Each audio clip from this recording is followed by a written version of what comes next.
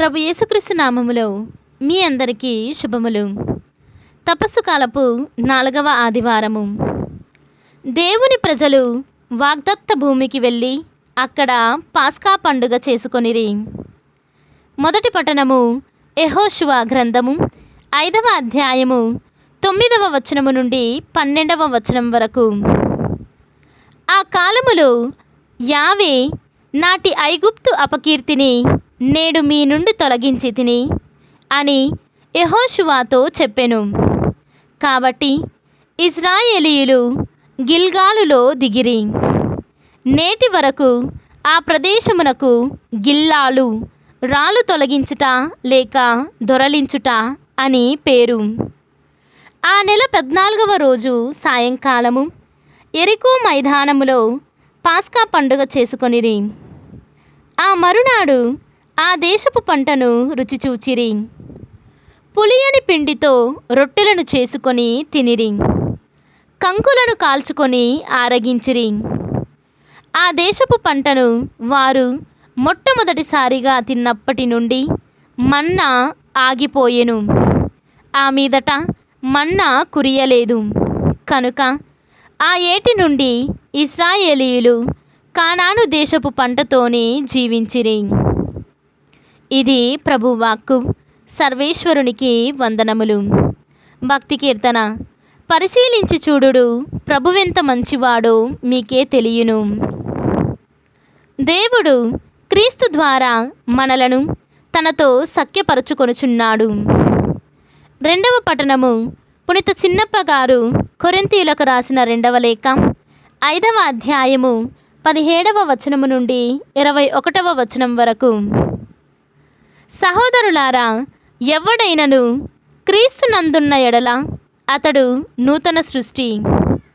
పాత జీవితము గతించినది, కొత్త జీవితము ప్రారంభమైనది. ఇది అంతా దేవుని వలన జరిగినది. ఆయన క్రీస్తు ద్వారా మనలను తనతో సఖ్యపరచుకొని ఇతరులను కూడా ఆయనతో సఖ్యపరచు పనిని, ప్రేషిత కార్యమును పెట్టెను.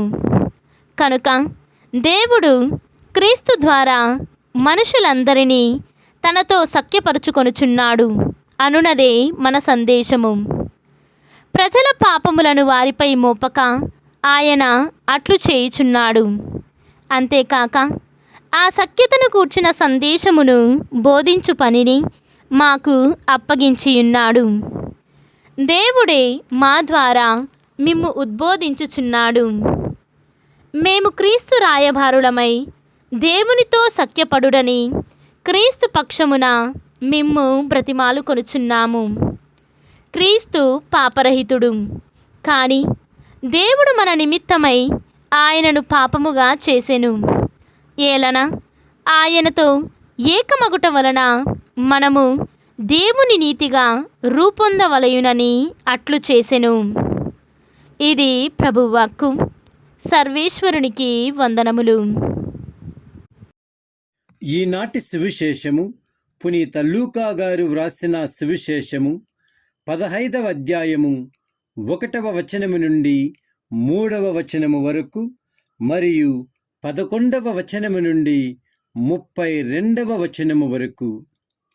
సుంకరులు, పాపులు అందరూ యేసు బోధలను వినుటకు ఆయన వద్దకు వచ్చుచుండిరి. అది చూచి పరిసయ్యులు, ధర్మశాస్త్ర బోధకులు ఇతడు పాపులను చేరదీయుచు వారితో కలిసి భుజించుచున్నాడు అని సనుగు కొనసాగిరి. అప్పుడు యేసు వారికి ఒక ఉపమానమును ఇట్లు చెప్పెను. ఒకనికి 2 కుమారులుండిరి. వారిలో చిన్నవాడు తండ్రితో, తండ్రి, ఆస్తిలో నా భాగము నాకు పంచిపెట్టుము అనెను. తండ్రి అట్లే పంచి ఇచ్చెను. త్వరలోనే చిన్నవాడు తన ఆస్తిని సొమ్ము చేసుకొని దూరదేశమునకు వెళ్ళెను. అక్కడ భోగ విలాసములతో ఆ ధనమునంతా దుర్వినియోగము చేసి తన ఆస్తినంతటిని మంట కలిపెను. అప్పుడు అచ్చట దారుణమైన కరువు దాపురించుటచే వాడు ఇబ్బందులు పడెను. అందుచేత వాడు ఆ దేశమున ఒక యజమానుని ఆశ్రయింపగా అతడు వానిని తన పొలములో పందులు మేపుటకు పంపెను. వాడు పందులు తిను పొట్టుతో పొట్ట నింపుకొన ఆశపడుచుండెను. కాని ఎవరును ఏమియు ఇయ్యలేదు. అప్పుడు అతనికి కనువిప్పు కలిగి తనలో తాను ఇట్లనుకొనెను, నా తండ్రి వద్ద ఎందరో పనివారికి పుష్టిగా భోజనము లభించుచున్నది.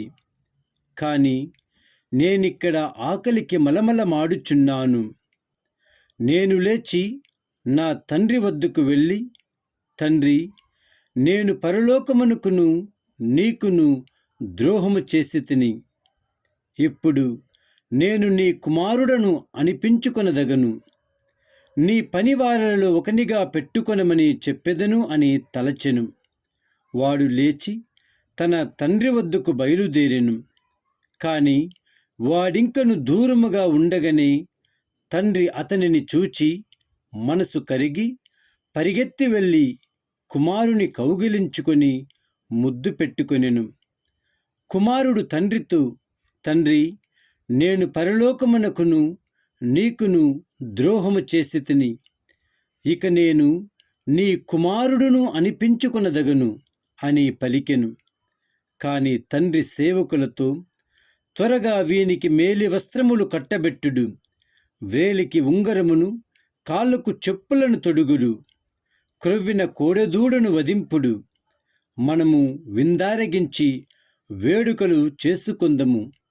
ఏలయన మరణించిన ఈ నా కుమారుడు మరలా బ్రతికెను, పోయినవాడు తిరిగి దొరికెను అని చెప్పెను. పిమ్మట వారు విందు చేసుకొనసాగిరి. అతని పెద్ద కుమారుడు పొలము నుండి ఇంటికి వచ్చుసరికి సంగీత నృత్యముల ధ్వని వినిపించెను. అతడు ఒక పనివానిని పిలిచి, ఏమి జరుగుతున్నది అని అడిగెను. నీ తమ్ముడు వచ్చెను, కుమారుడు క్షేమముగా తిరిగి వచ్చినందుకు నీ తండ్రి క్రొవ్విన కోడెదూడను కోయించెను అని అతడు చెప్పెను. అందుకు అతడు మండిపడి లోపలకు అడుగుపెట్టుటకు ఇష్టపడకుండెను. తండ్రి వెలుపలకు వచ్చి అతనిని బ్రతిమాలసాగెను. అందుకు అతడు తండ్రితో, ఇదిగో, నేను ఇన్ని సంవత్సరముల నుండి నీ పనిపాటులను చేయుచున్నాను. ఎన్నడూ నీ ఆజ్ఞను మీరి ఎరుగను. అయినా నేను నా మిత్రులతో విందు జరుపుకొనుటకు నీ వెన్నడును ఒక మేకపిల్లనైనా ఇచ్చియుండలేదు. కాని నీ సంపదను వేశ్యలతో పాడు చేసిన ఈ నీ కుమారుడు తిరిగి వచ్చినంతనే వాని కొరకు నీవు క్రొవ్విన కోడెదూడను కోయించితివి అనెను. తండ్రి అతనికి ఇట్లు బదులు చెప్పెను, కుమారా, నీవు ఎల్లప్పుడూ నాతో ఉన్నావు. నాకు ఉన్నదంతయు నీదే కదా. మనము విందు జరుపుకొని ఆనందించుట న్యాయము. ఏలన చనిపోయిన నీ తమ్ముడు తిరిగి బ్రతికెను, తప్పిపోయిన వాడు మరలా దొరికెను. ఇది క్రీస్తు సువిశేషము. క్రీస్తువా మీకు స్తుతి కలుగునుగాక.